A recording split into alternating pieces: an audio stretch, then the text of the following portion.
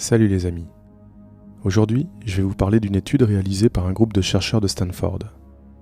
Cette étude, réalisée au début du mois de janvier 2021 et évaluée par des pairs, recherche les impacts des confinements, couvre-feu, fermeture d'entreprises et toutes autres interventions non pharmaceutiques, aussi appelées NPI. La conclusion est qu'aucune preuve ne vient étayer les effets positifs de telles mesures sur la propagation du Covid-19. Je cite: « Nous ne remettons pas en question le rôle de toutes les interventions de santé publique ou des communications coordonnées sur l'épidémie, mais nous ne parvenons pas à trouver un avantage supplémentaire au fait de rester à domicile et de fermer des entreprises. Les données ne peuvent pas totalement exclure la possibilité de certains avantages, cependant, même s'ils existent, ces avantages ne justifient pas les nombreux inconvénients de telles mesures.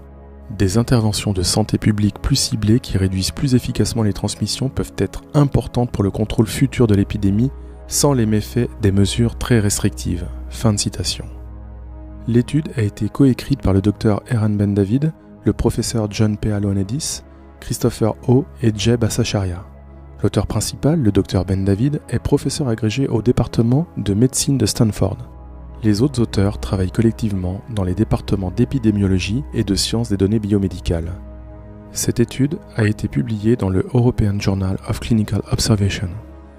Le groupe a étudié les effets de ce type de mesures dans 10 pays: l'Angleterre, la France, l'Allemagne, l'Iran, l'Italie, les Pays-Bas, l'Espagne et les États-Unis qui avaient les mesures les plus restrictives, et ont été comparés à la Suède et la Corée du Sud où les mesures étaient moins restrictives. Le résultat est qu'ils n'ont trouvé aucun effet bénéfique clair et significatif sur la propagation de l'épidémie dans les pays où les mesures étaient les plus restrictives. En d'autres termes, rien n'indique que ces mesures agressives aient contribué d'une quelconque manière à faire dévier la courbe des nouveaux cas en Angleterre, en France, en Allemagne, en Iran, en Italie, aux Pays-Bas, en Espagne ou aux États-Unis lors de la première vague début de l'année 2020. Penchons-nous maintenant sur le poids des choix politiques effectués ces dernières années en France. Commençons par l'hôpital, où 69 000 lits ont été supprimés en l'espace de seulement 15 ans. D'ailleurs, pendant l'épidémie du Covid-19, ces fermetures ne se sont pas arrêtées. Certains vous diront que ce n'était pas forcément des lits de réanimation, c'est vrai. Mais il suffit de parler avec le personnel soignant pour se rendre compte de la dégradation de leurs conditions de travail, impliquant une mise en danger des patients due à un manque chronique d'effectifs. Notre gouvernement justifie régulièrement les confinements, couvre-feu et les fermetures d'entreprises en nous disant qu'elles soulagent le personnel soignant. Alors comment expliquer cette dissonance cognitive ? Un jour, ils détruisent l'hôpital en supprimant des lits sans se soucier un seul instant de la condition du personnel soignant, ainsi que des risques encourus par les patients, et le lendemain, ils voudraient nous faire croire qu'ils se soucient d'eux. Cela n'a aucun sens. Autre point, qui soulève bien des questions.